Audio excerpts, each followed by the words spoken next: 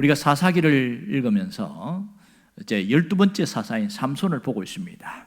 삼손에 대한 이야기는 13장에서 16장까지 나오는데 13장은 삼손의 출생 과정에 대한 이야기고 14장부터는 삼손의 사역에 대한 이야기입니다. 그런데 의아한 것은 일반 사사들과 달리 삼손의 사역은 집단적이지 않고 개인적이었다는 겁니다. 그것도 우리가 이해할 수 없는 그런 부분들로 나타나는 것을 볼 수 있습니다. 14장에 제일 먼저 나오는 것은 삼손이 딥나에 있는 이방 여인과 결혼하려고 하는 것으로 시작되어집니다. 그런데 부모님의 허락을 받아야 되는데 부모님이 의아하게 생각하고 허락하지 않으려고 합니다. 아니, 저 할례받지 않은 이방 여인과 결혼하려고 하느냐? 지금 소라 땅에도 여인들이 있는데 굳이 단지파의 자손을 빼놓고 그렇게 블레셋 사람과 결혼할 이유가 뭐 있느냐? 이런데 삼손이 우기기 시작합니다. 3절에 보면 삼손의 이야기가 나옵니다. 내가 그 여자를 좋아하오니 나를 위하여 그 여자를 데려오소서 하니라, 이렇게 나오고 있습니다. 그 여자를 좋아한다. 이 삼손이 어찌 보면 육적 욕망에 빠져있는 듯한 그런 모습이 나타나서 그렇게 좋은 모습으로 보이진 않습니다. 이제 허락을 받고 삼손이 딥나로 내려갑니다. 딥나로 내려가는 가운데 무슨 일이 벌어지냐면 딥나의 포도원에서 젊은 사자를 만나게 됩니다. 아주 힘센 사자를 만났는데 이 삼손이 맨손으로 사자와 싸워서 이깁니다. 사자 입을 찢어버리고 그렇게 해서 그를 죽여버립니다. 그리고 나서 딥나에 가서 처갓집이 될 집에서 장인 장모에게 인사드리고 결혼 날짜까지 받아서 오고, 이렇게 해서 다시 이제 며칠 후에 고향으로 돌아가는데 그 과정 속에 궁금한 거예요. 이 죽은 사자가 어떻게 되었을까? 그랬더니 보니까 사자에게서 벌들이 그 집을 짓고 거기서 꿀을 생산하고 있는 거예요. 깜짝 놀랐습니다. 어떻게 시체인 사자에게서 벌들이 집을 지었을까? 여기에 대해서 성경학자들은 뭐라고 얘기하냐면 며칠이 지나면서 건조하다 보니까 바싹 말라가지고 아주 뻣뻣하게 되었을 때에 벌들이 거기서 와서 아마 집을 지었을 거다, 그렇게 이야기합니다. 그럴 때 삼손이 뭐 하냐면 거기서 꿀을 떠서 먹으니까 너무 맛있는 거예요. 당시에는 뭐 간식거리가 없으니까. 그래서 이것을 먹고 나서 얼마간에 이걸 다시 부모님께 갖다 주는데 이게 사자에게서 왔다, 그 얘기를 하지 않습니다. 문제는 여기서 이해할 수 없는 것은 삼손의 행동입니다. 삼손이 신분이 나시린이잖아요. 나시린은 지켜야 할 세 가지 규정이 있습니다. 머리에 삭도를 밀지 말고 포도와 독주를 멀시지 말고 시체를 가까이 하거나 만지지 말라. 그런데 이 삼손이 지금 뭐 하고 있습니까? 사자의 시체를 가까이 하고 거기서 벌꿀을 떠오는 이 모습은 정말 이해가 되지 않습니다. 또 하나는 삼손이 지금 이방 여인과 결혼을 하려고 하는 목적이 뭐냐는 거예요.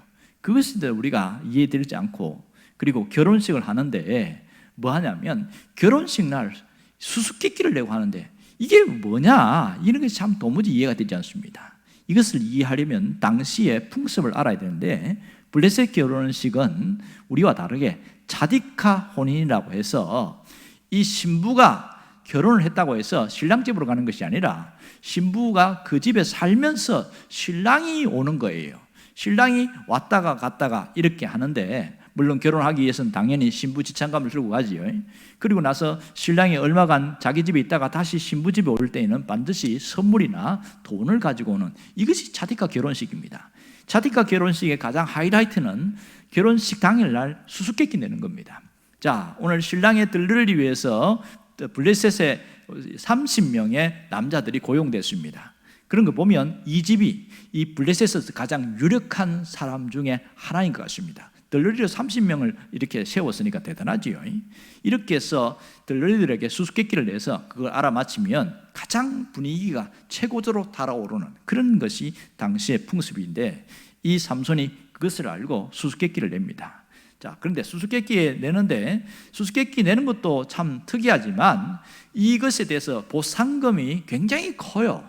속옷 30불과 겉옷 30불을 놓고 수수께끼를 내는 겁니다. 내가 수수께끼를 낼 텐데 당신들이 마치면 내가 이 속옷 30불과 겉옷 30불을 줄 것이고 못 마치면 당신들이 나한테 주라. 할 수 있겠느냐? 하겠다고.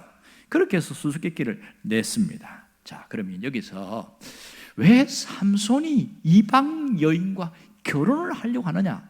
이것부터 우리가 고민을 풀어내야 됩니다. 왜 그랬을까요? 이것은 삼손만의 속 사정이 있기 때문에 그렇습니다. 그것은 이 여인이 너무 좋아서 결혼하기보다는 전쟁 전략을 짜는데 결혼식이라는 걸 통해서 사용한 겁니다. 그 당시에 블레셋과 싸울 수 있는 힘이 이스라엘에 없었어요.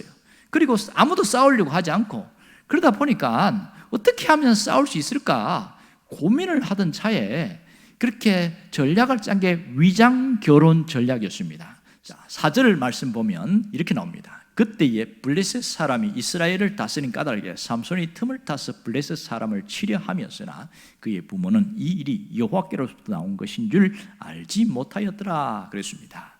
자, 여기서 보면 틈을 타서 이것을 보면 분명하게 위장 결혼 전략이라는 걸 알 수 있습니다.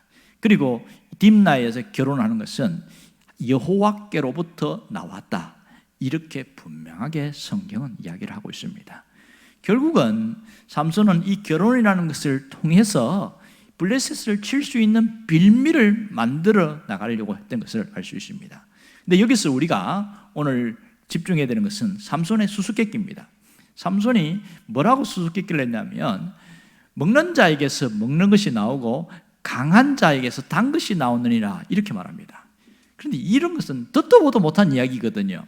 왜 그러냐면 이것은 삼손의 자기 경험, 자기 체험에서 나왔기 때문에 이것을 아무도 알아맞힐 수가 없는 거예요. 우리는 압니다. 답이 사자고 벌꿀이다, 이렇게 알 수는 있지만 오늘 이 수수께끼에 담겨 있는 놀라운 비밀을 오늘 깨닫는 것이 참 중요합니다. 이 수수께끼를 가만히 보세요. 여기에 하나님의 계시가 담겨 있는데 이것을 발견해야 됩니다. 특별히 강한 자는 누구인가? 오늘 이스라엘의 형편과 처지를 이야기해 주고 있는데, 사실은 40년 동안 압제를 하고 있는 이 강한 자는 블레셋이다, 그걸 얘기합니다. 그런데요, 이 강한 자를 누가 죽였습니까? 지금 삼손이 강한 자를 죽였잖아요. 이 사자를 죽였단 말이에요. 그것은 뭘 예표하냐? 앞으로 이 강한 자 같은 블레셋을 하나님이 삼손을 통하여 역사하실 것이다, 그렇게 해서 하나님이 일하실 것인 것을 보여주고 있는 것이죠. 결국은 삼손의 수수께끼는 결국 강한 분은 하나님이라는 것을 보여주고 있습니다. 우리 이 점을 분명히 깨달아야 됩니다. 지금 세상에는 누가 강한 자라고 생각하고 있습니까? 힘 있는 자가 강한 자입니다. 그리고 강한 자가 약한 자를 지배하고 살아갑니다. 돈 있는 사람이 강한 자로 여기고 있습니다. 지금 이 세상은 강한 자가 끌고 가고 약한 자는 강한 자에게 이끌려 다닙니다. 그리고 권력이 있는 자가 강한 자입니다. 가진 자가 강한 자입니다. 학문을 가진 자가 강한 자입니다. 모든 것이 강한 자 중심으로 이끌려가는 이 세상입니다. 그러다 보니까 약한 자는 어쩔 수 없이 강한 자에게 끌려서 다닐 수밖에 없는 그런 현실입니다. 오늘 우리도 강한 자의 영향을 받고 있는 것이 사실입니다. 그러나 우리가 분명히 오늘 이 말씀을 통해서 알 수 있는 것은 강한 자에게 붙들려 가면서 살아가는 이 현실 속에 나를 이끌고 가는 게 누구냐는 것을 오늘 우리가 살펴보아야 됩니다. 나에게 강한 자는 누구냐는 거예요. 어떤 사람에게는 세상이 강한 자일 수 있습니다. 세상의 것이 강한 자일 수 있어요. 그래서 그것이 나를 이끌고 갈 수 있단 말입니다. 그러나 어떤 사람에게는 하나님이 강한 자라는 겁니다. 그래서 하나님이 나를 이끌어가고 내가 하나님의 손에 함께 가게 되어지는 그런 사람이 있단 말입니다. 여러분은 누구의 손에 이끌려가고 있습니까? 세상의 것입니까? 하나님입니까?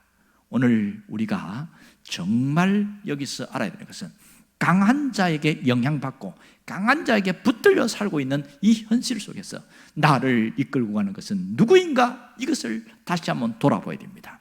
신앙인들은 나를 이끌고 가는 것은 세상이 아니라 하나님이라고 말할 수 있어야 됩니다. 나를 붙들고 가는 것은 세상의 것이 아니라 하나님 나라요, 하나님의 의라는 사실을 분명히 하고 살아가야 됩니다. 이렇게 믿음을 가지고 살아가는 사람들은 살아가는 방식이 달라요. 뭐가 다를까요? 자신을 위해 살지 않고 주님을 위해서 살아갑니다. 이게 중요한 거예요. 로마서 14장 8절에 분명히 이야기하고 있잖아요. 사도 바울이 우리가 어떻게 살아야 되느냐? 뭐라고 얘기하냐면 우리가 살아도 주를 위하여 살고 죽어도 주를 위하여 죽나니 그러므로 사나 죽으나 우리가 주의 것이로다. 우리가 어떻게 살아야 되는가를 분명히 이야기하고 있습니다. 우리가 살아도 주를 위하여 죽어도 주를 위하여 이렇게 살아가야 되는데 사실 현실은 정반대로 살아가게 만듭니다. 세상에 있는 것이나 세상에 있는 사람들은 주를 위하여 살기를 원치 않습니다. 바보같이 왜 그렇게 사느냐? 너를 위해 살아야지 무슨 주를 위해 사느냐? 이런 얘기를 하고 있거든요. 자기 유익을 위해 살고 자기 만족을 위해 살고 자기 자신을 위해 살고 자기 가족을 위해 살고 이게 올바로 살아가는 것이지 주를 위하여 살아간다. 그것은 미치광이나 하는 짓이지 정신 나간 사람이 하는 짓이지 정상이 아니다. 이 얘기를 하고 있거든요. 그러니 이 가치관이 분명하지 않은 사람들은 혼동이 올 수밖에 없는 겁니다. 이것은 비단 우리에게만 나타난 것이 아니라 이미 아담과 하와에게서부터 시작된 일입니다. 사탄은 아담과 하와를 선악과로 속일 때 뭐라고 그러냐면 이거 먹으면 하나님과 같이 된다 그 얘기를 했거든요.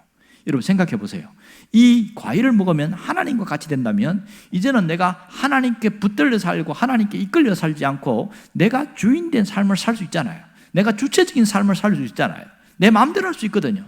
그런 생각이 들어오니까 그걸 덥석 멀게 되는 것이지요.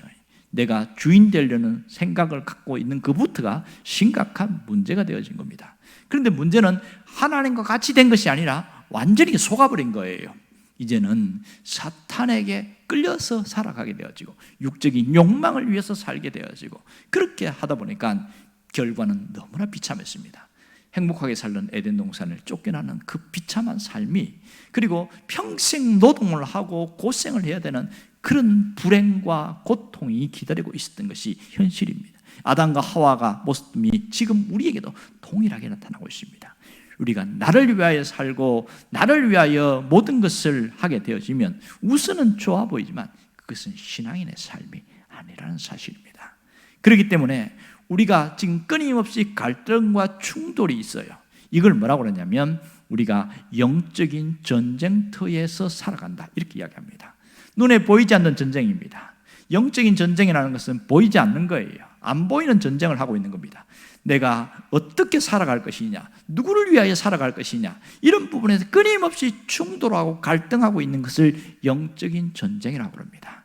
오늘 우리가 이 부분에 대해서 끊임없이 정리가 되지 않으면 그 갈등과 전쟁은 계속되어진다는 사실입니다. 이게 오늘 이 말씀을 통해서 분명히 깨달을 게 뭡니까? 우리를 붙드신 강한 자가 누구냐는 것을 분명히 인식하고 살아가야 된다는 겁니다.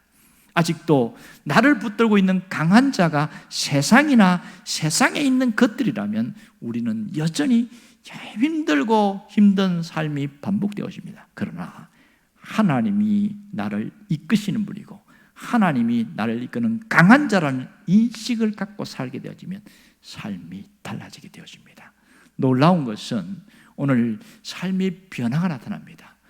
이 삼손의 수수께끼를 보세요. 먹는 자에게서 먹는 것이 나오고 강한 자에게서 단 것이 나왔느니라 이 얘기를 하고 있잖아요.